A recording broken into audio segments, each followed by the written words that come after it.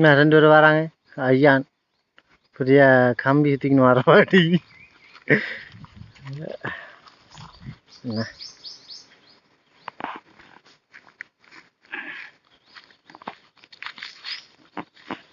எவ்வளோ தான் கம்பினே?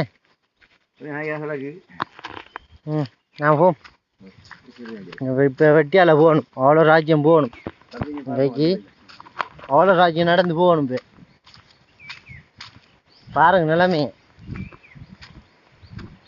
எங்கள் சின்னப்பா வந்து காட்டுக்குள்ளே காடை போட்டிக்கிறேன்.